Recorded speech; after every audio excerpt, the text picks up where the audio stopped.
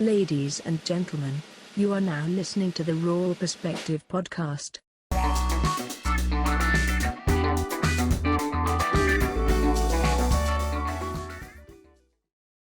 Hello and welcome, episode 2 of the Raw Per podcast, aka the Raw Perspective podcast. Thank you guys for listening. This is episode 2.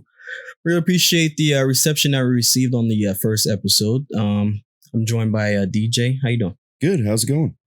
Not too bad. My name is Lex, and we got a lot to get into. You want to start with your Raw take of the week? Just want to say thanks for everybody who's able to watch our last and our first podcast. You guys exceeded our expectations. So Absolutely. If you like what we're doing, please like it, subscribe, and we're trying to get one episode out every 2 weeks right now. So hopefully we'll be able to stay on schedule and bring a lot of new content for everybody to listen to. Yeah, definitely. So what you got this week, man? What's your Raw take? Raw take this week is the USPS, United States Post Office. Oh boy. So I think there's a whole lot going on with the post office. So we're going to kind of break it down. Right now, it's our new political battleground, seems to be. Yeah, like the biggest problem I have with it, well, first of all, I had no idea the post office has historically been doing as poor as they have. Yeah. But bad. it kind of makes sense, though, because, government agencies are not for profit. Nope. So, they operate however they need to operate because they don't need to make a profit. And secondly, I feel as if that they're using the post office now for a political gain. Yes, they are. Yeah, and it makes no sense at all. If you just quickly glance at it, I don't think it makes sense. But if you follow the trends, it follows logical senses. That would be the next battleground. Mostly because of the financial crisis the post office has been in. So just since 2007 to 2018, they've lost $69 billion. They're $143 billion in debt and liabilities. So they're doing really poorly financially. So I think just the internal structure of the post office financially, and then you take in consideration you got overworked employees who probably don't feel very appreciated. That's true. So I know a lot of the postmasters are scrambling. And then just recently they got a new postmaster general. So there's huge changes and he's trying to do a bunch of changes really quickly. I don't know if it's all his doing or if it's other people trying to influence him. So that's just the internal side. And now you add on the coronavirus on top of that, which is affecting everything. It's affecting our jobs. It affects my part-time job, my full-time job. It's affected our family. And then you compound that into a business or a government agency. And now you've got a crazy mix of something doing poorly that's going to do even more poorly because of the COVID crisis. Yeah, it makes perfect sense. But my experience with the USPS, though, is, they've always been professional with me. Yeah. So the employees, they never seem to be, down or angry or anything like that. They've always been professional. Every post office I've ever been to, as compared to the DMV, there are also government agencies. Yep. And when you go there, those people don't care about you. It's like they're going to get paid the same regardless of how many people they help that day. Yeah.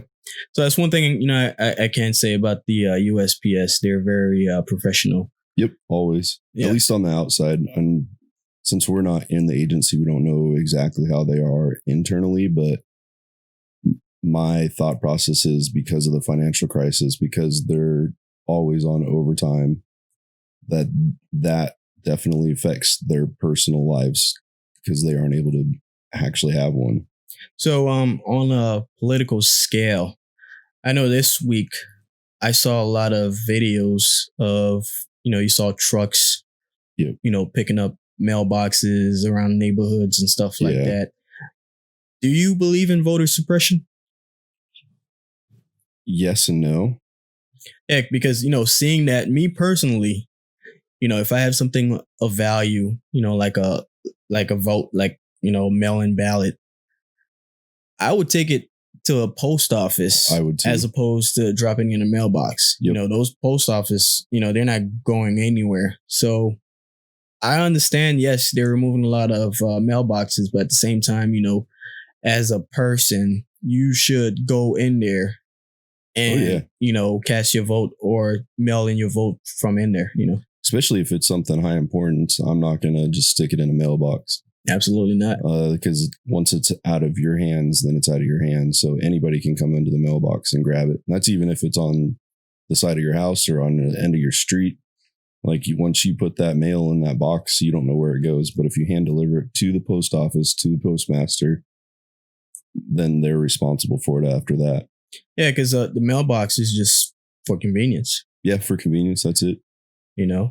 If you want your vote to count, or if you want to ensure that your letter or package gets delivered, you need to go in there and maybe get a tracking number, just proof that they did receive it. Yep, something.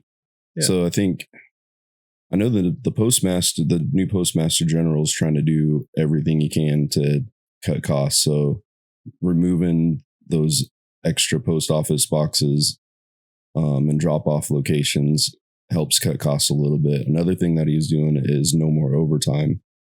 So with no more overtime, that means the mail is going to be slowed down just because they are overworked already.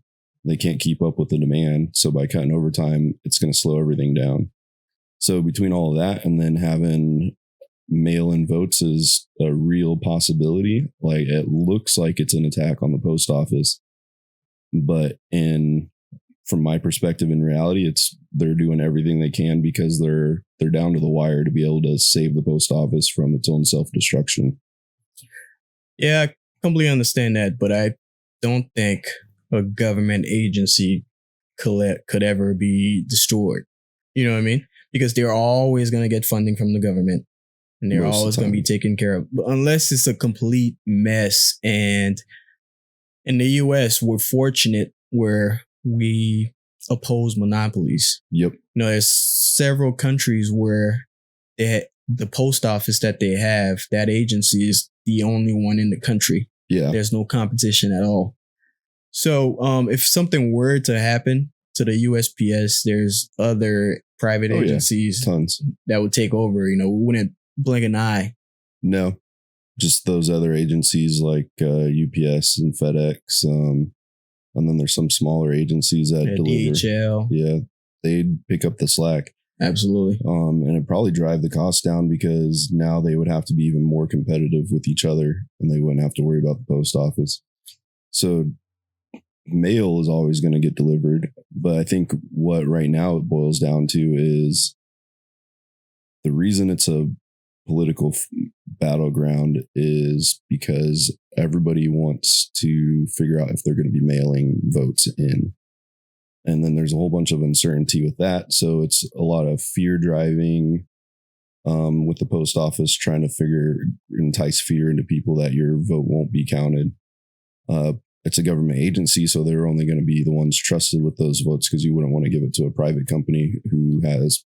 Yeah, absolutely. But, the U.S. historically has contracted out a lot, to get things done. Yeah. So you can't tell me that you don't trust these people for one thing,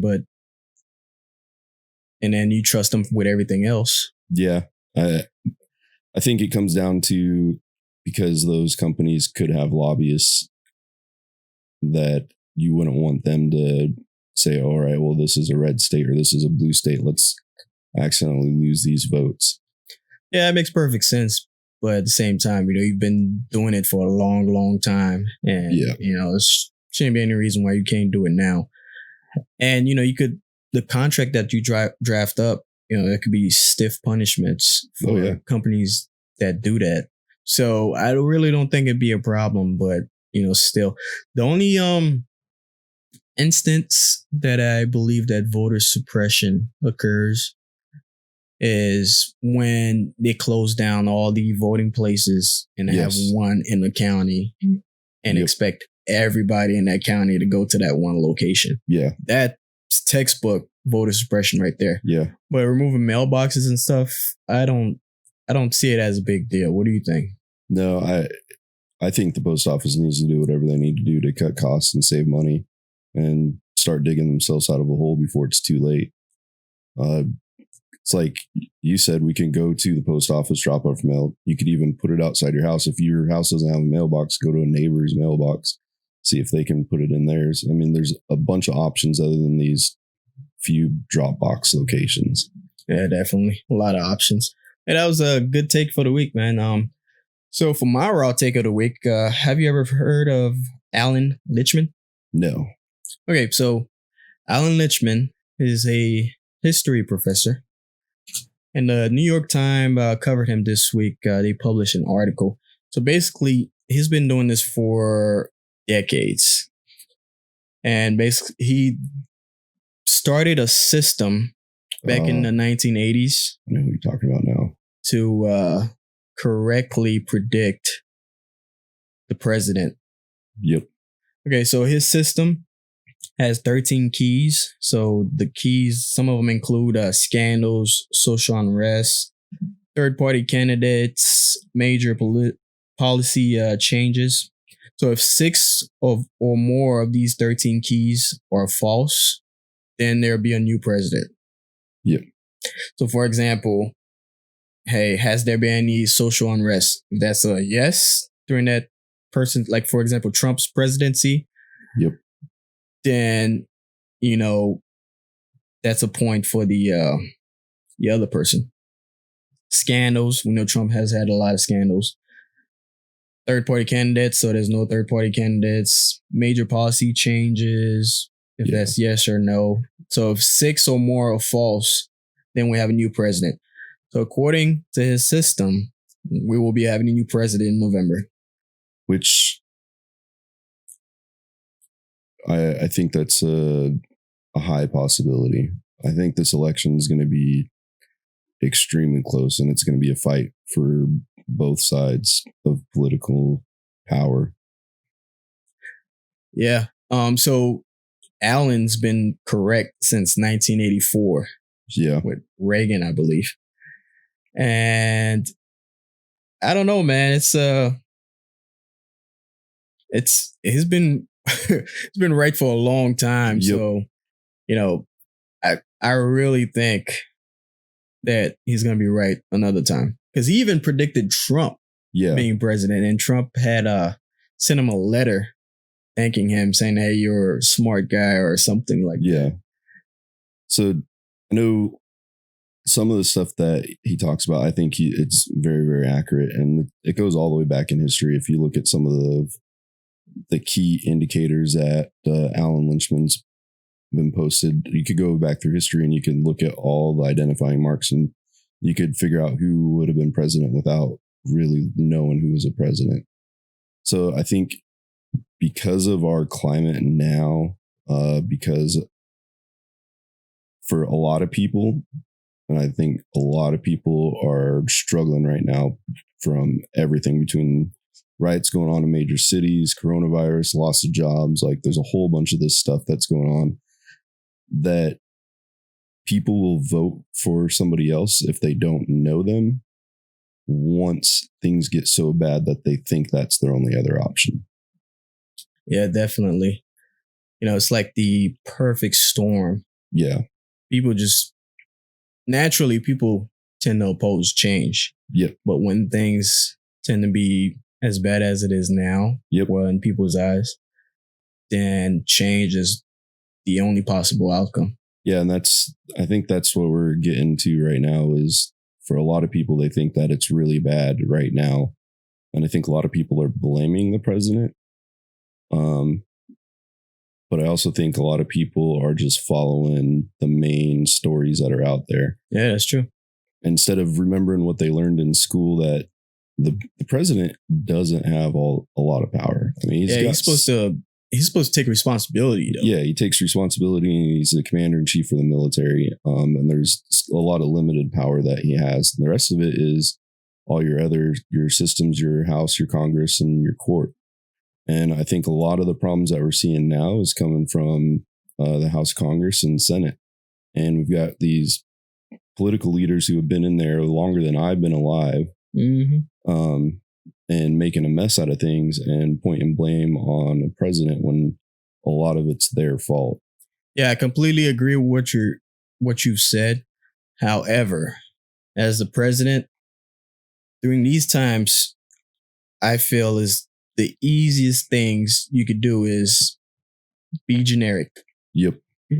Say anything to bring people together, saying, hey, we're going to move on from this. Everything's going to be okay. Yep. But the main problem people are having is because he's not doing that. No. The most generic thing you could do, he's not doing. Yep. Even if it's false, even if you don't believe it. Yeah. I think we're seeing his leadership style is what we're really seeing. He has no empathy. Not very much. Doesn't show it to the masses, at least. I think on a personal level, there's key indicators that he's very empathetic for certain times, and sometimes I think he's empathetic. Forced. It's probably when he's forced to say, "Hey, say something nice," like somebody in his campaign. Yeah, and I'm not really sure because I don't think it's natural to him. Yeah, even the book with the book that his niece came out with, talked a lot about his upbringing, and he never had love and stuff like that. So he doesn't know. He's always seeking that validation. Yeah. And I guess pisses him off when he doesn't get it from people. Which makes sense. Yeah. And then there's some stuff I can relate with Trump for as far as empathy. I'm not a very empathetic person either. So for me to show it, it's something I actually have to really try and think about and put myself in the other person's shoes. So I understand where he's coming from, but I also know that there's sometimes when like you can truly generally and really be empathetic. So I think there's some stuff that he's very empathetic on when it comes to a personal, but when it's shown to the masses, he doesn't show it at all. He shows that tough, like hard fist, iron fist kind of leadership style. Yeah, and another thing we do see, he likes leaders that are like what he's trying to be. So like China and North Korea, he embraces that. And he respects that, I guess you could say. I think he respects it. I don't know if he embraces it. That's parts I haven't figured out if it's him trying to keep enemies closer than his friends or if it's something that he's aspiring to be. Because it's a real thin line. It's really, really thin, especially when it comes to stuff like that. Yeah, I would say sometimes, he's on one side of the line and another. He's just going like this along that line. It's hard to really say. Yep. But, you have people from your campaign. I'm pretty sure they keep telling you, hey, show empathy. Hey, say this. Hey, say that. To. Maybe he just doesn't want to. Yeah. It could be another thing too. But then if Alan Lichman's right for Biden, I don't know how that's going to look either. Yeah. That's a completely unknown area for a lot of people. Yeah, the main problem I have with Joe Biden is his cognitive decline. You can see it. Yep. Unless if he's not reading from a script and he starts talking about random, he's basically kind of like Trump, except you could tell his memory loss. Yeah, a lot. And he really doesn't know what he's talking about. No, it's like he thinks of something and then immediately stops thinking about something else. Or maybe he's thinking about like 5 things at once and just randomly comes out. Yeah, I don't know. There's been a lot of clips about, when that happens. Yeah, it's hilarious. There's a ton of them out there. What do you think about his VP choice? We'll cover that a little later. All right, man. You ready to go raw? Yeah, let's do it. It's time to go raw. All right. So first topic I have is, you ever heard the WAP song by Cardi B and Meg Thee Stallion? Yeah, you mentioned it to me about a week ago. I listened to it. Do you remember what WAP stands for? Yep, now I do. Wasn't expecting that one. Yeah, so basically the big backlash about this song is it's explicit content. Yes. And a lot of people are having problems saying, hey, women should not be talking about stuff like that. And it's not showing good example for younger kids. So what's your take on that? My take on that is, well, for starters, I believe in freedom of speech. So freedom of speech goes for everything. Mm-hmm. So nothing should be devalued or taken out or anything. So if you want to be a complete idiot with your speech, you could be a complete idiot. If you want to be explicit, you could be explicit. That's where my take is on it. But then my other take is, as a parent, if you think that song is not good for your children to listen to, why are you letting your kids listen to that kind of music in the first place? Or why are you letting them? Their job to raise your kids. No, it's not. So I think a lot of that, for me as a parent, if I don't like something that's out there, then I'm going to do what I can to keep that away from my kids, because I don't think that they're mature enough or old enough to handle that kind of content. Yeah, definitely. And I think there's a double standard though, because male rappers or singers talk about way nastier stuff. A lot. And I know there's a little small group of people that hate both. You know, they don't like that kind of singing or rapping, period. Yeah. You know, but it's a lot less backlash when a male does it as opposed to females. Yep. And I think, you know, that's been happening throughout history. You know, even with Elvis, because you remember parents wouldn't let their kids listen to Elvis because, you know, he was shaking his hips and the way that he was dancing, which insinuated, you know, sex. So that's always been going on. Yeah. So the big change happened with, remember 2 Live Crew? Uncle Luke? Yeah, vaguely. Okay, so they had a battle with the government, and they're the reason why they started printing out the label where it says parent, what did it say? You know, the label on the CDs. Parental advisory. Yeah, parental advisories, stuff like that. So it's because of them. Yeah. That's why they started all that stuff. But the change that happened is people are not selling CDs anymore. Everything's all digital. Yeah, it's all digital. So unless you have some kind of program or an app on your children's phone, they have access to all that stuff. And you won't know. So I think it's where the bigger change is, because everything is all digital now. You can Google and YouTube anything and find the explicit version. And even then, that goes back to the parents. If you don't think your kid is mature enough to handle any kind of content, then why are you giving them a phone? Or why are you giving them a phone that's completely unblocked and completely unfiltered? Or why aren't you checking their phone and checking their history and like being involved? I think that goes back to just as a parent, just being involved in your kid's life, even if it seems like you're invading their privacy, that you're raising a kid. So you're going to have to get into some of their private stuff so you can guide them to the right direction. Yeah, that's another problem. I mean, I don't have any kids. I'm sure you can tell me a lot more about it, but I noticed that a lot of parents try to be their kid's friend. Yeah, you can't.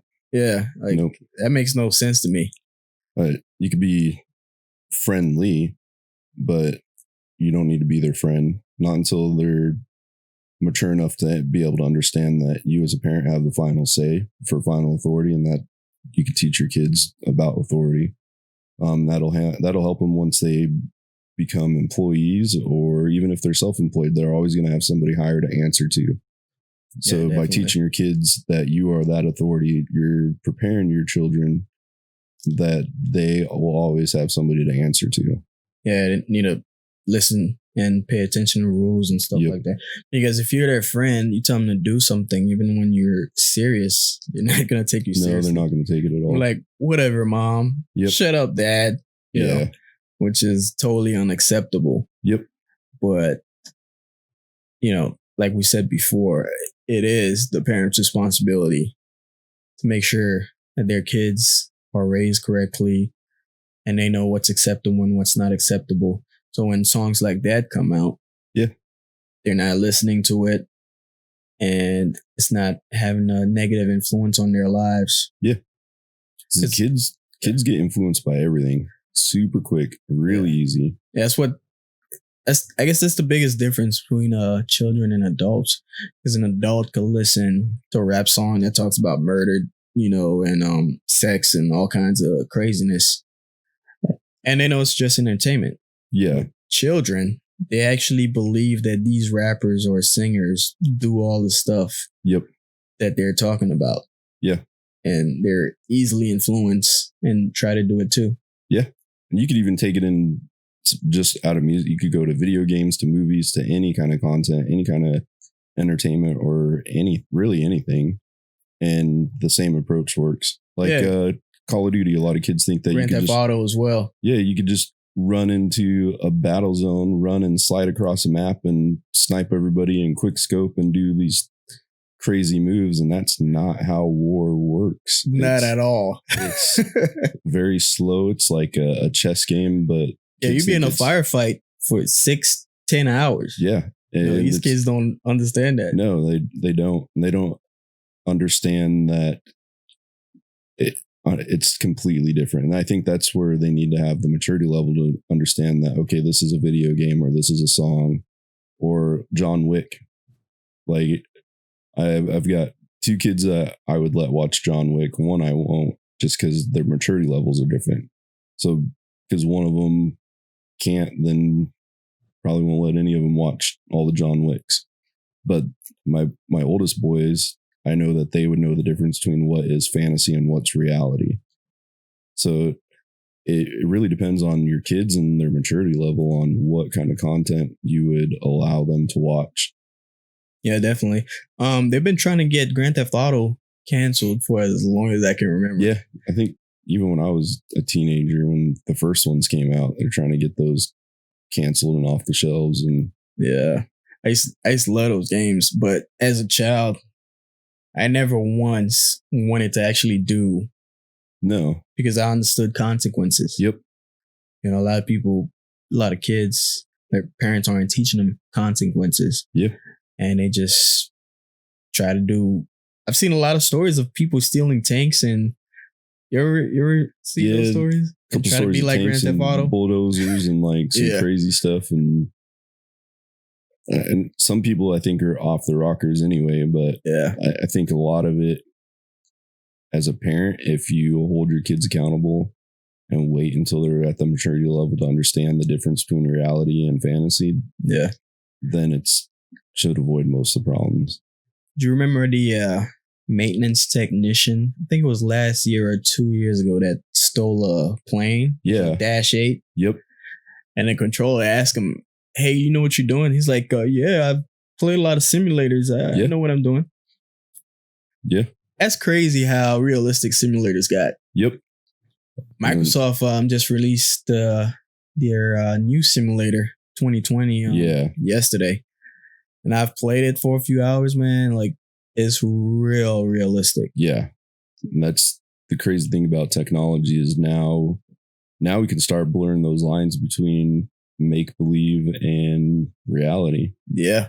And I think, again, that goes back to knowing your maturity level, or knowing your children's maturity level.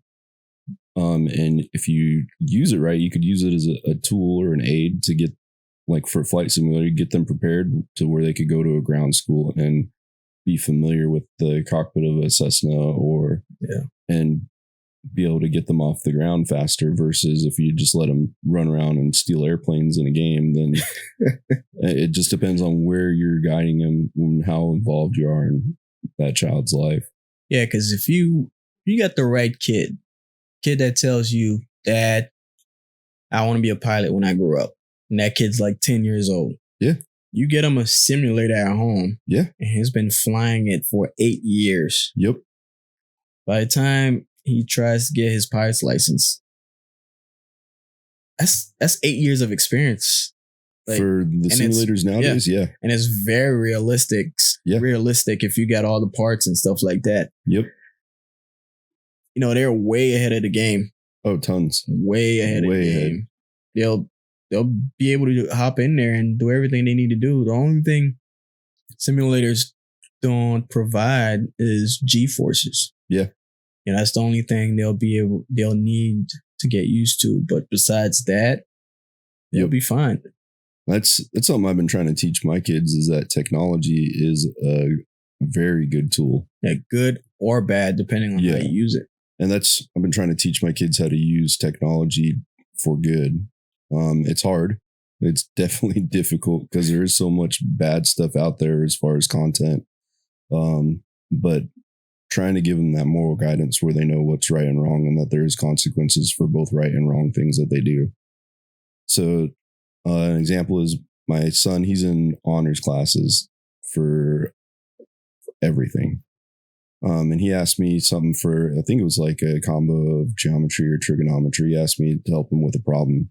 I was like, dude, I need like an hour just to like find the information, because I haven't done this for 20 years. So let me figure this out. And then, so I remember how to do it, and then I can show you how to do it. 30 minutes later, he tells me, he's like, never mind, Dad, I figured it out. I watched a couple YouTube videos and some tutorials. Yeah. Like, the technology's there where a kid can learn anything they want.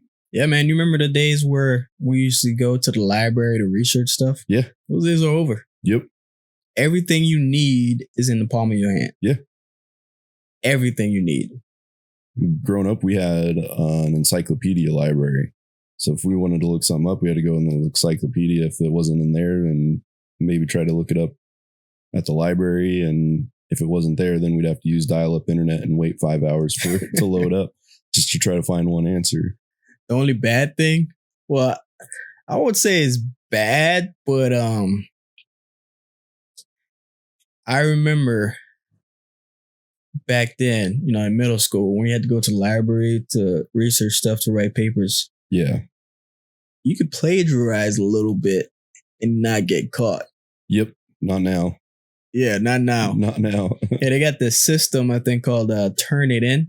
Yeah. And it just searches the entire library of books and papers that have been submitted before. Yep.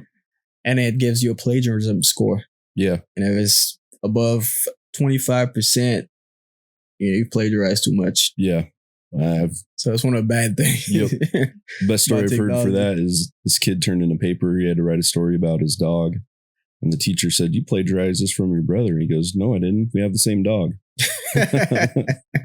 So, I mean, yeah, the plagiarizing stuff is pretty much out of the question now. The only downside I see to technology as far as learning and researching is I've noticed that if kids can't find it instantly, they give up quickly. Wow, really? Yeah, if they can't find the answer within a couple minutes, they don't want to do anything. But I remember for our generation growing up, if we couldn't find the answer within an hour, we would keep looking. And you look at different sources because keep going. Yeah, it might not be in one place, but maybe it's another place. You just keep searching and searching and searching. But this generation, they get on their phone or computer, type it in.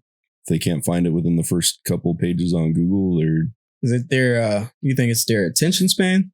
No, I think it's because everything is instant now. Instant gratification. Yep. So you go everywhere you go fast food, instantly get your food. Chick-fil-A is a little bit faster though. You go any store, you can get something instantly. If you can't find it in a store, you can go to Amazon, you can have it the next day. Yeah, I just go on Amazon. It's that next day delivery. Everything is that you want or need is on your phone. Like you could, and I think that's the generation of people that were raised now is you can find anything quickly. And if you can't find it, then you don't need it. And I think that's the mentality that a lot of them have. Yeah, it sucks, but it's new era. Yeah. What we're moving into. I mean, even us, we get a little lazier too because of these new technologies. Yeah. Let's face it, it makes our lives a lot better. It does. A lot easier. Makes it easier, makes it more streamlined, so you got more time to do other things. Absolutely. You can multitask a lot better, especially with computers. Oh, yeah. Different programs that really help multitasking. You can do a bunch of things. Yep. All at once. Computer does it for you. It's kind of like, accounting. Yeah. Remember, I've taken 2 accounting classes. Accounting is hard, man. Yep. Really, really hard if you're doing it the manual way. If you're doing it on your own, yeah, it's real hard. But I remember my teacher telling me that they real accountants have programs that does it all for them. So the hardest part is learning how to do it on your own. Yep, which you need to know because those programs could fail. Yeah, because once you get the hang of it, then you just use programs. But even if, I don't know, me personally, let's say if I was an accountant, spend 10 years doing something with a program. Yeah. I'm not going to remember how to do it manually. No. And that's just human nature. Do something one way, you're going to forget how to do it the other way. Yeah, because even when you go file your taxes, they just put everything in the program, and the program tells super easy. Hey, this is how much that person's going to get back. Yep. It's really easy. Yeah, so I really...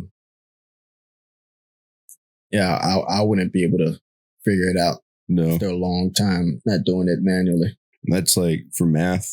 My kid asked me for help with math problems, and I haven't done that kind of math since I was in high school. Yeah, there was a show called Are You Smarter Than a Fifth Grader? You ever seen it? Yeah. Yeah, that's a funny show because they have 5th graders going against adults. Yep. And they ask 5th grade questions.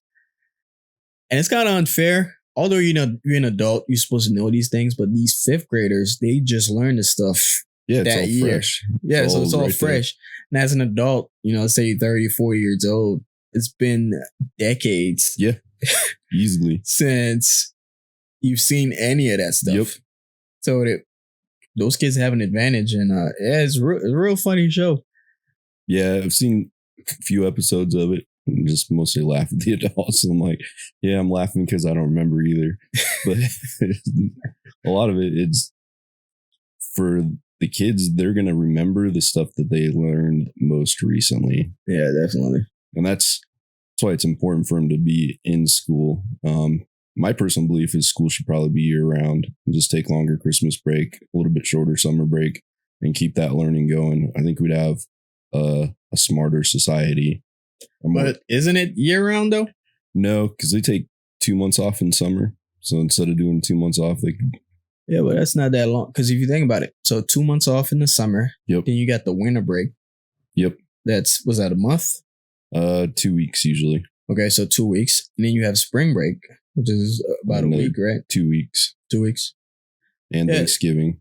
So really, in my opinion, it's year round because 2 months is really not that long. I understand they were taking like 4 months off in between.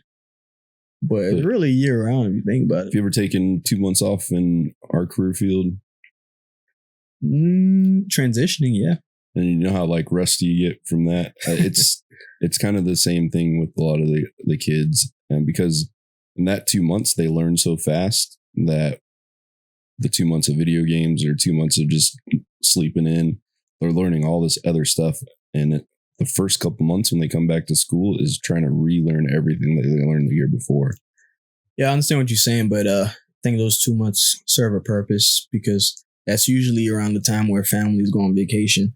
So imagine pulling your kids from school for weeks because of a family vacation. So that'd still be... I think my personal belief is you should have school just like it would be a normal job. Every single day of the week, no breaks. If you want to break, then you can schedule a vacation and go on vacation just like you would a normal job and jump right back into it a week later. Yeah. So I think for a school, my personal opinion would be just do that. So if you got 30 days vacation, you can use it however you want to use it. And if everybody's off during Christmas, everybody's off during Christmas. But then you got people who don't celebrate Christmas, so they might want to go to school during that time. So it would just be more stable. And I think it would teach kids consistency and basically getting them ready to be employees. Yeah, that's a good point. Yeah, I didn't think about that. So another thing I want to talk about, do you follow Forbes list at all? A little bit. Okay, so this week they recently published the highest paid actors. So that list includes Dwayne "The Rock" Johnson, Ryan Reynolds, Mark Wahlberg, Ben Affleck, and Vin Diesel. Is there anybody on that list that you're surprised about? No. Vin Diesel a little bit. Yeah. Just because I haven't seen any of his like, what's the last movie he put out? His biggest movies are Fast and Furious. Yeah. I think Fast and Furious 8 was the last one they put out. That was a year ago, 2 years ago. Yeah, probably. I stopped watching Fast and Furious since Fast 5. Yeah. Because it moved too far away from racing. Yeah, it moved a lot away from racing. Like, I don't know, man. It's too dramatic for me. I love action. Yeah. But it's very unrealistic and dramatic. Because you remember in Fast and Furious 6, I believe that's the one where, can't remember what country they went to, but it was real cold and they were driving on ice. Yeah. Come on, man. Like 6 or 7, one of those. There's too many Fast and Furious. Yeah, there was one scene where they shot a missile at him. And he was driving. You telling me a dude can avoid a missile in a car when the missile's way faster than the car? Yeah. Let's say he's doing 100, 120, right? Yep. That missile can go over 2,000 miles an hour. Yep. Yeah, I'm kind of in the same boat. It's too unrealistic. Oh, and then that was another Fast and Furious, the runway scene. Yeah. Where that scene took 15 minutes. They were probably doing, I don't know, like 60 to 80 miles an hour on that runway. Yeah. I've never seen a runway that long. Have you? No. 15 minutes going 80 miles an hour on a runway? No. Like, yeah, that's not going to happen. Like, runway's like probably like 13,000 feet. Let's just say 13,000 feet. I've never seen one longer, but, yeah, 13,000 feet. That's, come on. It just wouldn't. Yeah, just 2 minutes, 3 minutes at most. Yeah. But it's like 2.5, 3 miles. Yeah. You tell me it takes you 15 minutes going 80 miles an hour. Yeah. 80 miles. For those kind of movies, I wish they would add more realism into it, more believability. Yeah, it's great action, but that just takes away, it just ruins it for me. Yeah. Because John Wick, yeah, it's, one person can never take down a bunch of different gangs and stuff like that. But, I kind of enjoy it because the special effects are pretty cool. Yep. And it's not extremely over the top. No, they skirt that line though. They really skirt. Yeah, that they're right on the line. Yep. I think Fast and Furious over the last couple of them went over the line. Even it's with not Hobbs about and racing Shaw. Anymore, man. And Hobbs and Shaw was one of the Fast and Furious spinoffs, and I thought that was a good movie, but they still went over that line of keeping it real type of thing, I guess you could say. Yeah, it's not about racing anymore, because I remember the first few Fast and Furious movies, it was about racing. Oh, yeah. All about racing. It was everything that happened, like the action. Yep. Everything that happened was around racing. Yep. But now it's not about racing anymore. Yeah. It's about saving the world. Yeah. And I don't like it. No. I think a lot of people do, though. Yeah, they got a huge fan base, especially their Asian market. Yeah. And a lot of, I don't know if you noticed, but they tend to bring on popular Asian actors on in their movies. Yep. Because of that. Yep. You know, Americans were like, who's this guy? Who's this Asian dude? We don't know them. Yeah. But in their countries, they're very popular. Yep. And that's why their movies always make over $1 billion. Yeah. So I can see, just from Fast and Furious, I can see Vin Diesel on that list. Yeah. He was very surprising to me because it's been a while since he made one. I think they have a new one coming out. But Dwayne "The Rock" Johnson, though, last year made $87.5 million. Yeah, but that dude also works his butt off. I completely understand, but name your favorite Dwayne Johnson movie. Oh, because I don't have any. All his movies, he's getting paid a lot from them. You know what? I take that back. I would say Jumanji 1 and 2. Yeah, they were great. Those are really good. Yeah. Besides that, there's really no movie of his where I'm like, oh, I gotta watch it. I just like watching him though. I think he's entertaining. But to me, he's an average actor.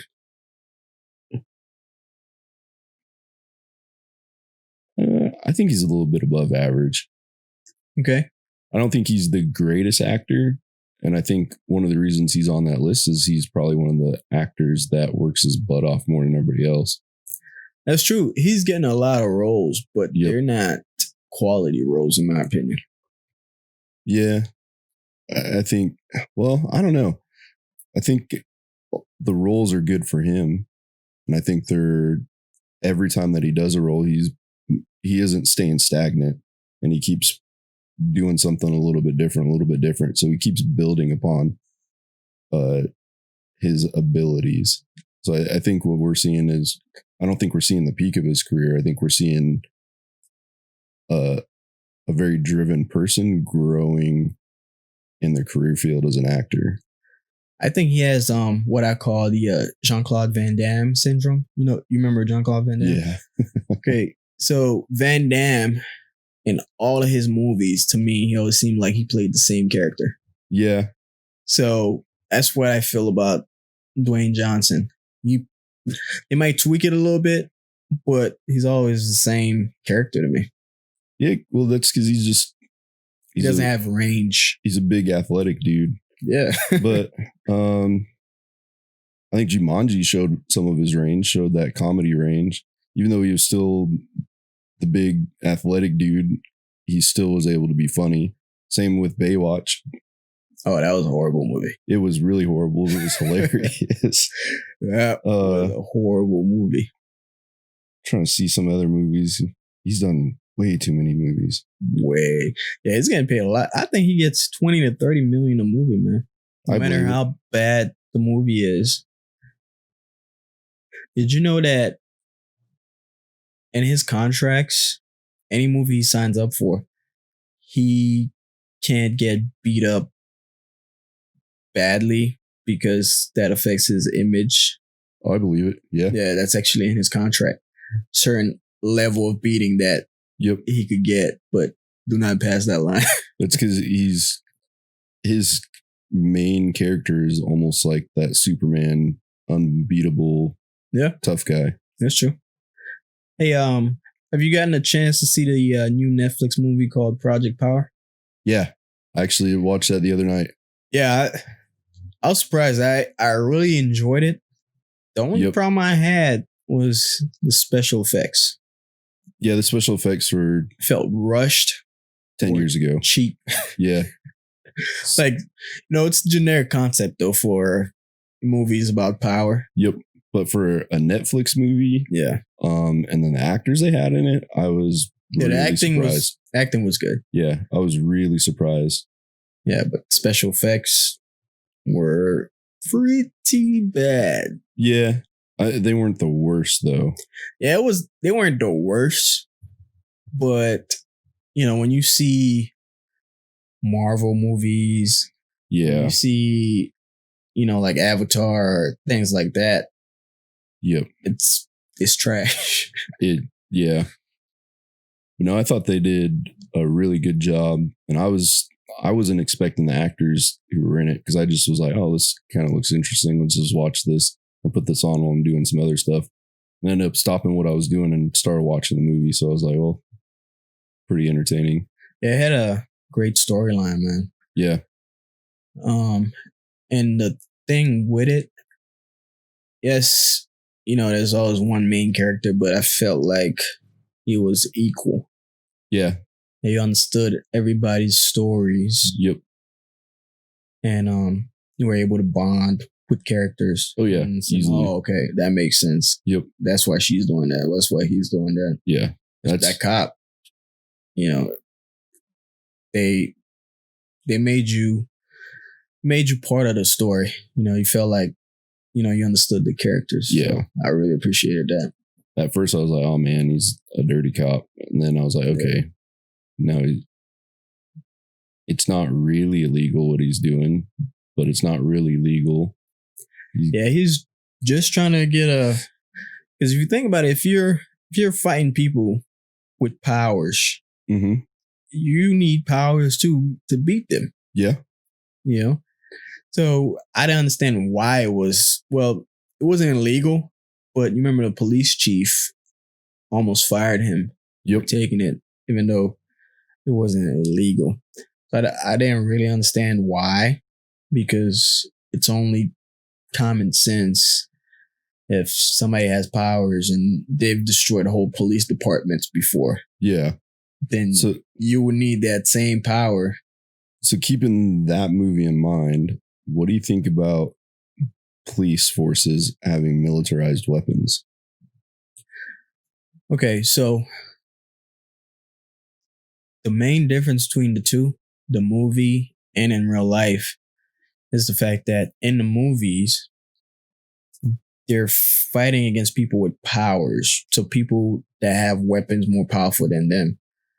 But the cops, 9 out of 10 times, they're not fighting people with rocket launchers, with, crazy machine guns and stuff like that. So I do think a police department having all that stuff is excessive. Yeah. So that's what I would say is the main difference. What do you think? I'm kind of in the middle. I think a police department should have the availability if they need it, but it shouldn't be to every police officer. It should be specialized, like just the SWAT for those special occasions. Yep, that makes sense. To be able to have that kind of weaponry. And then I think there should be, I would hate to say it, but like some roadblocks in the way before they can even get to access to that, or somebody to be able to sign off that they can be able to use it. But then, you think it should be the mayor or the governor's role? I think it should probably be the governor's role. But then on the flip side, if stuff's really going down, do you really want roadblocks for the SWAT team to be able to use that equal force in time constraints? So if they have 15 minutes to respond and it takes 15 minutes for the governor to sign off on that, like... Yeah, but what has happened that makes that need warranted? Like, I can't think of anything that happened where they need to respond timely. The Vegas shooter. That's about the only thing that I can think of. Okay, I understand that, but even with that, even if they had that available, the Vegas shooter shot all those people within 5 minutes. Yeah. So, I don't think that would have helped anyways. No, but in those ultra rare situations where they would be able to get to somebody who has that kind of firepower, like, do you really want a roadblock? Or that's where I really don't know. So, like, say, yeah, with the proper training and the more advanced training, and just keep it specialized to a smaller group of people like the SWAT, or even have a completely different team that's above the SWAT that can only use those kind of weaponry. I don't know. It'd be something interesting to see. But as far as the police force is full, having armored vehicles and things like that, I think that's excessive. Very excessive. Yeah, I've seen tanks. Yep. Like, I've seen a bunch of stuff that I used to use in the Marine Corps. Yeah. What's the thing that they took the Humvee over with? The MRAP? Yeah, the MRAP. I've seen a lot of police forces have MRAPs. Oh, wow, really? Yeah. Yeah, I haven't seen that. Yep. Yeah, because they started replacing the MRAP, the Humvee in the military, because in Afghanistan, there were a lot of IEDs. Yeah. And it's kind of common sense now, but people didn't think, hey, a Humvee,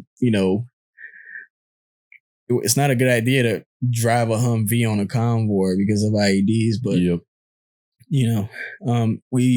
We learned that the hard way. A lot of people died before they started making a lot that change. Even up-armored Humvees, still, it's not enough. But very surprising to see them in the streets of America. Yeah, they've got a bunch of demilitarized MRAPs. So when you say demilitarized, as in they just painted over it? Basically. Yeah, they're just all black.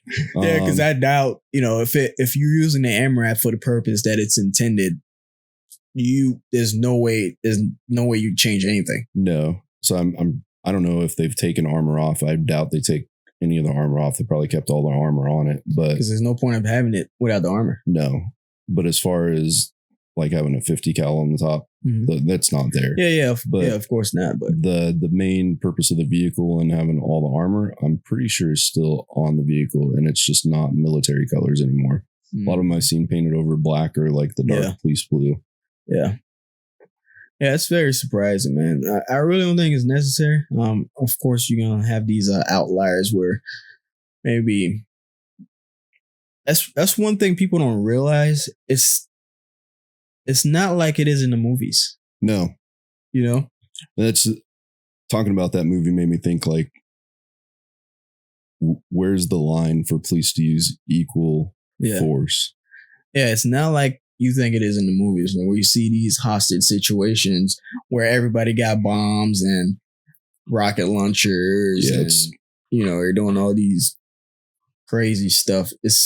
That's not real life. No, I'm sure, it happens, but much smaller scale. And it's extremely rare. Yeah. Very, very rare. Yeah. That's why I don't believe that, it's necessary. It's good to have. Well, that's the main thing about. There was, I think last month, there was a big thing about defunding the police. Yep. I think that talk is still going on. Some places. Yeah. So what people usually, the first thing that comes to mind is, there'll be no more police. That's not the intent. The intent is reallocating the funding into different avenues, because places like New York, police budget is enormous. It's huge.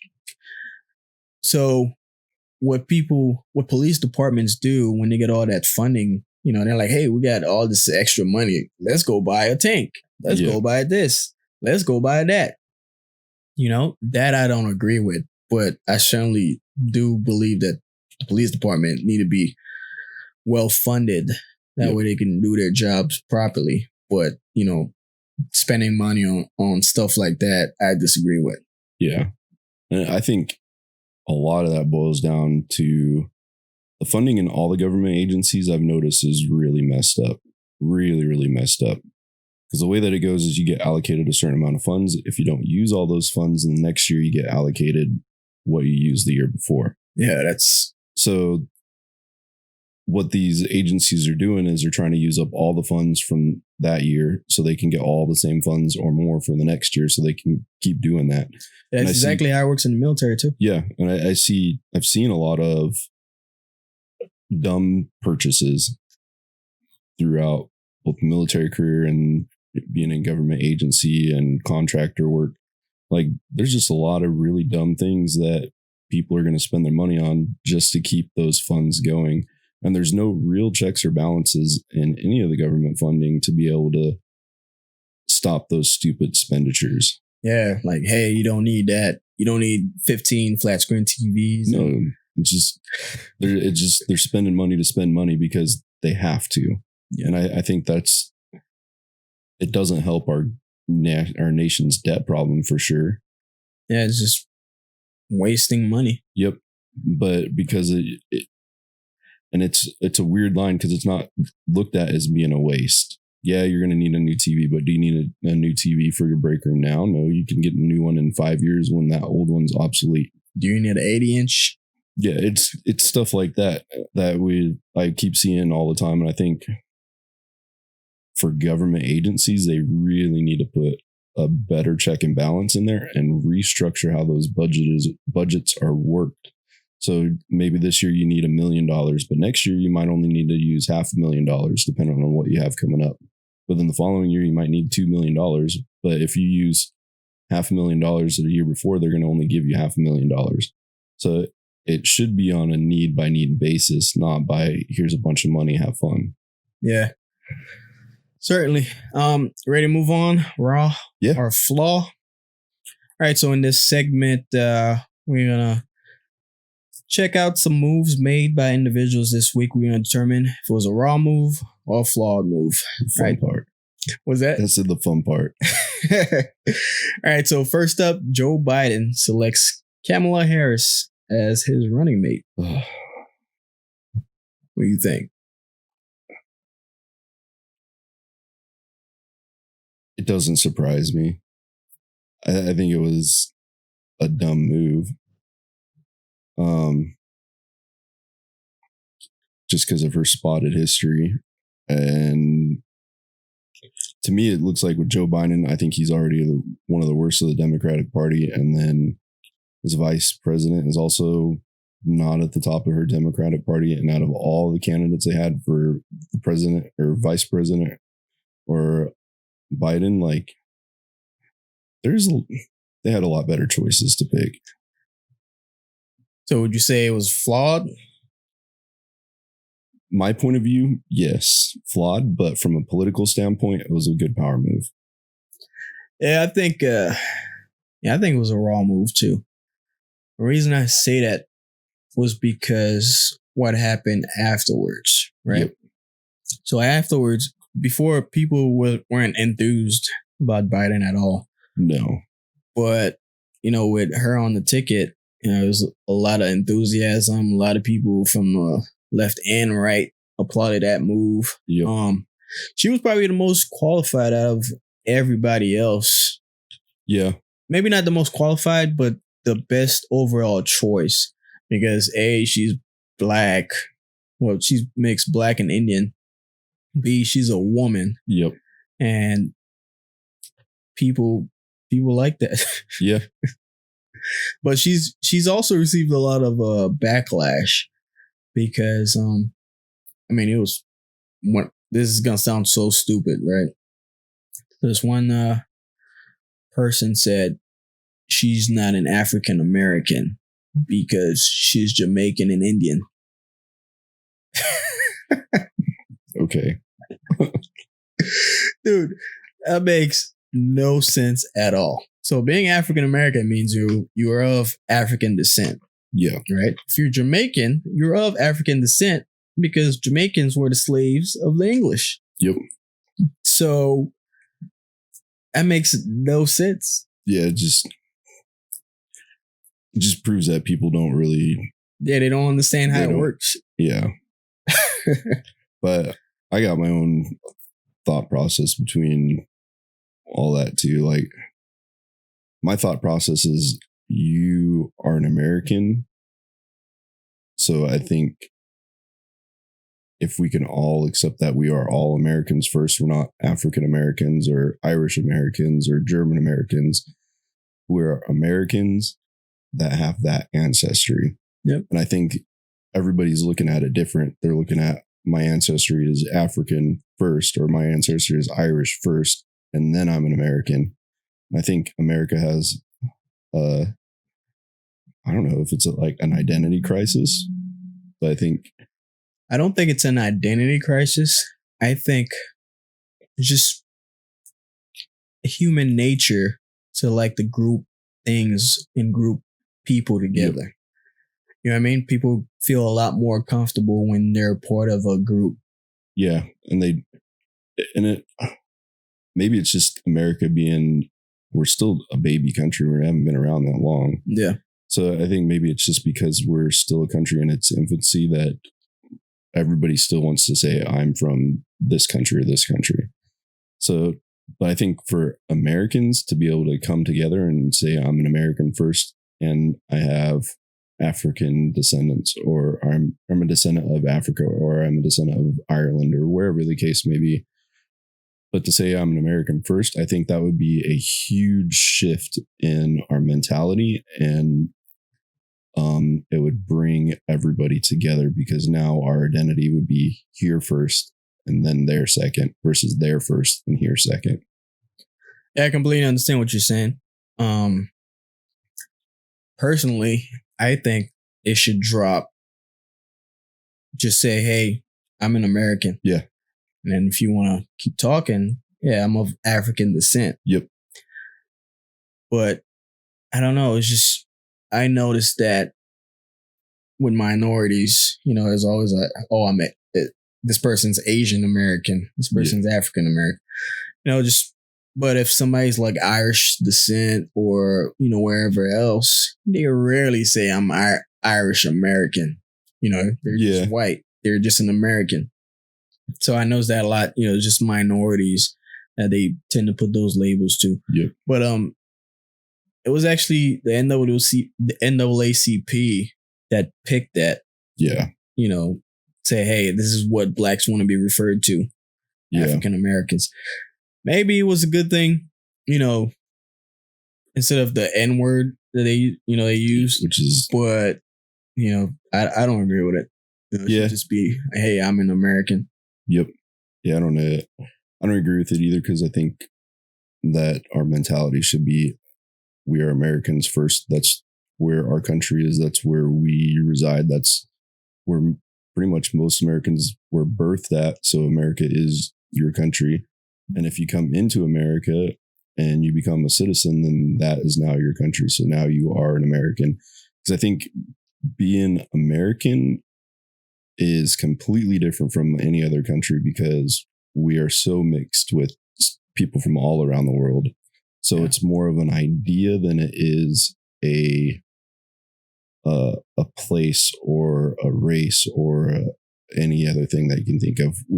Our idea is what separates us from the rest of the world. Yeah, we're the most diverse country in the world by far. Now everywhere else, or I wouldn't say segregated, but if you're somebody from a different race or culture, they'll point you out very quick. Really quick, or even religion, depending on where you're at. That's very interesting, man. All right, next up. So there was a judge that held a mother in contempt because she was laughing at the victim's family during her daughter's sentencing. The judge gave her 93 days in jail. You think that was a raw move or flawed move? I don't know. I haven't seen the video. So the mother was just laughing at the victim's family. I don't know why, but it made no sense to me. Yeah. Now, was it her daughter that was being sentenced? So her daughter was being sentenced, and she felt, it was her daughter was innocent, and she was just mocking the victim's family because the victim is dead. So I think it was a drunk driving incident or something like that. Gotcha. Yeah. So she was just mocking the family, and the judge was not having any of that. Yeah. Say nope. He wasn't content, and 93 days in jail. So without seeing the video, I'll play devil's advocate for this one. So maybe she was just nervous, because I know a nervous reaction for some people is just to burst out laughing. I've seen that firsthand, where you put somebody in like an extremely stressful situation and they just burst out laughing. Mm-hmm. So maybe it could have been one of those situations where laughter is her nervous reaction to something. Maybe that was the case, but I don't know. Without seeing the video, it'd be really hard to see because you'd have to really look at all of her body language or facial expressions. Okay, well, let's just say that she was just laughing because, she wasn't nervous. She was just laughing because she was mocking the victim's family. What would you say? Then, yeah, I think 93 days in jail would be. Do you think it was a raw move by the judge? Yeah. All right. So I'm a little torn with this. Yeah, it's because I do feel like the mother was wrong. You should never, especially in court, you're supposed to keep all emotions to yourself and, but mocking somebody else's family when your daughter is responsible for their grief. Yep. Yeah, that's completely wrong. However, I feel that the punishment was too excessive, right? Mm-hmm. I think that judges have way too much power. I'm just in your courtroom just because I laughed or because I did something. You're going to give me 93 days in jail? Yeah, no. Like, I've been working my whole life trying to keep my record clean. And just because I laughed or did whatever in court, you're going to give me 93 days in jail. It's too much power, man. Yeah. I understand one day, one night, and it's not on your record, whatever. But 93 days? I think as a judge, I wouldn't give 93 days for that. I wouldn't actually give any jail time. If somebody's laughing, kicking them out of the courtroom. I wouldn't even kick them out.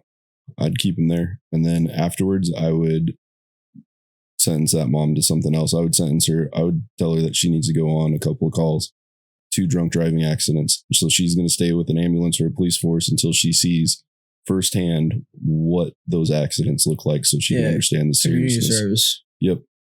And specifically a drunk driving incident, so she can see the devastation firsthand. Yeah. Because for her to be able to laugh and mock, well, it shows like her maturity level, and it shows that she really doesn't have an understanding of what's going on. So I think being able to have her go to an actual scene and see firsthand what it looks like to see that kind of devastation would probably completely change her outlook. Yeah, definitely. But I think 93 days in jail isn't going to change her outlook, and she's probably going to get out 93 days later and still laugh about it. Judges get elected, right? I think so. Isn't your community vote for you? Yeah, I think that's at certain levels. I don't know if it's all. Yeah, because in my opinion, man, that's way too much power for you to throw somebody in jail just because they're interrupting your courtroom. Just kick them out. Yeah. But 93 days in jail. So that's why I say I don't really understand. Yeah, she certainly deserved 93 days in jail. She deserves something. Yep. But I don't believe that a judge should have that power to just give it. Yeah. Somebody 93 days. And that was probably using the full power of. Yeah, it's probably the max. Yeah. I'm not sure if it was or not, but it's such a random number too. 93. Yep. So judges are elected or appointed. It just depends on what and where and which state. Yeah. So every state operates differently. Looks like, yeah. Some of them are appointed by the governor. Some are elected, and some are like, yeah, it's all kind of different. Mm. All right. So next one. Fresh Prince of Bel-Air is getting a reboot. Why? That's my first question is why? Why mess with something that's already really, really good? Yeah, I'd have to say the same. I think that was flawed. Because Fresh Prince is such a classic. Yeah. Such a classic. I've met people of a bunch of different backgrounds and they all unanimously love Fresh Prince of Bel-Air. Yeah. So the problem that people have is they like to relive the old days. Say, So hey, watch reruns. something was great, back in the 90s. Yeah. It's gonna be great in the 2020s. You know what I mean? It's not necessary. No. And so, but the new one's supposedly gonna be a little different. It's gonna be a little more dramatic, a little more serious, but they're still trying to keep the core, of what the true story. So it's a little darker, you can say, Huh. because I don't know about that. yeah, I don't know about that either, man. Like I'd probably check it out though, see how it is.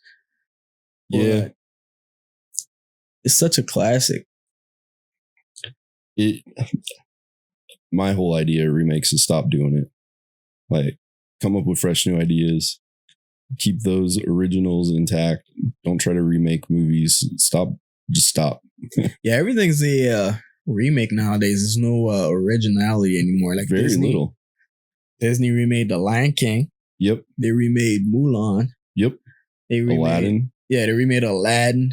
Like, there's no new stories anymore. No. And for Disney's, I understand why they did it, because they're doing a live action. Mm-hmm. So they're trying to get it to more like if you were to go to Disney World or Disneyland and actually watch the play on stage. That's the direction that they're going from my eyes. But yeah, but they've been having plays on stage since before the Yeah. live actions. So it makes no sense. I would say just I think stop. they're just trying to capitalize Yeah, they on are. new markets and new generation as well. Yep. Because the Lion King came out like 95 or something like that. Maybe 93. Yeah, 93, A 95. long time ago. And yeah, that's 2 generations Yeah. that didn't see the original one. Even then, that it's on Disney Plus. They could watch it. Yeah. My kids have seen it. Yeah. They've watched a lot of the original ones. And it aged real well too. Yep. So that's why for remakes, just talk directly to the camera. Movie industry, stop it. Just cut it out. Yeah, it's not necessary at all. A lot of different remakes. So, like I said, I'm gonna check out the new episodes of Fresh Prince, but Yeah. it's not. If it's too serious, people aren't gonna really like it. I already know. No. I think, especially the way that everything is now, I think everybody needs to get off the seriousness for a little bit. Yeah. Need more laughter in our lives. Yeah. Because the original Fresh Prince was mostly comedy, but it was somewhat balanced, that they had a lot of serious situations and they put, funny take to it, but you still understood the severity of the situation. Yep. Yeah. All right. So last one I want to talk about. So Donald Trump, as soon as Kamala Harris was selected VP, he already had a ad running attacking Kamala Harris for the same things that he does. Is that a raw move or flawed move? Dick move. So his main thing is she's nasty. He had an opportunity to take a high road and didn't. So what's the high road for Trump though? Because we haven't seen it yet. He needs, if he could stop like personally attacking people, I think that would set him apart. That would set him apart more than any other president. Because he's already done everything that he said he was going to do for the most part. Like, he's kept all of his promises, and the promises that he hasn't achieved yet, he's working on, and they're coming to light. The only thing that, like, his biggest downfall is his attitude and how he publicly treats I wouldn't even know, his enemies or his competition. Yeah. And if he would be able to treat them in a loving nature, I think that would set him apart, and he could potentially be the greatest president in the world. But because of his attitude and because of the way that he treats people, it negates every good thing that he's ever done. Yeah, because no matter what it is, people are still not going to like you. Yep. It's all about your attitude and perception. Yep. And that's I think that's his biggest flaw is his attitude. And I think that's for a lot of people, actually. Yeah. Your attitude, you could be the worst at your job, but if your attitude is better than everybody else's, you are going to stay around that job and people are going to want you to be around because of how you treat other people. Yeah, people are drawn to positive energy. Yeah, and they are. And I think for Trump to personally attack people, like that's a flaw move. Yeah. And it doesn't help him and it doesn't help anybody else around him. But if he came out and said, you know what, congratulations, I think you would make a good vice president, or even if he doesn't believe it, if people he would can, be shocked. Yeah, they would be completely shocked. Yeah, that's what I'm saying. Like, he does not understand how to be a generic politician because all he has, like you just said, something generic, even if you don't mean it. Yeah, people would be like, "Oh, that was nice of him." Yep. You know, but he doesn't. Gloves are always off. Yeah, him. All the time. Always. Everything's always like, most people have that fight or flight mentality. His is a fight and fight. Yeah. All the time. So everything for him is to claw to the top no matter what. And because of that, that's going to be his greatest downfall. Yep. Have you seen the Democratic National Convention? No, not yet. Well, let me save you the trouble. Yeah. Very cheesy. Kind of figured. Pandering to the max. Kind of figured. Yeah, they had a lot of notable speakers. They had Michelle Obama on the first night. They had Bill Clinton on the second night. Supposed to last 2 more days. Yeah. And I said, man, it's very, very cheesy. It's too much for me, man. Yeah. The one highlight I would say was Michelle Obama's speech. She was amazing. She's a good speaker. That woman can speak. Yep. She had people from both sides, left and right, embracing and really appreciating her speech. Yeah. Even though she bashed Trump a lot in her speech, but she said she hates politics. Let me tell you something, man. If she ever were to decide to run for president, no matter who she's going against, she'd win by a landslide. Probably. I think so. I think she's a better speaker than Barack.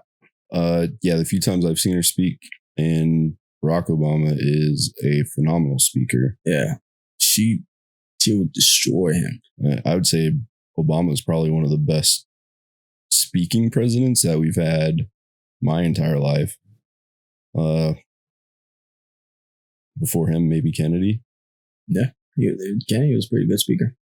And then before him, I don't really know, but I think Obama, in my lifetime, definitely the best speaking president. Yeah. Yeah, she was, like I said, she was amazing. Yeah. You can check it out later on YouTube. But she's a great speaker, man. I think if she were to ever run for president, she'd win. No matter who she's going against, she'd win probably by a landslide. Because everybody, but she doesn't America want loves that, her. though. Yep. Because she saw how people were towards her husband. Yep. And she saw the real nasty side of politics.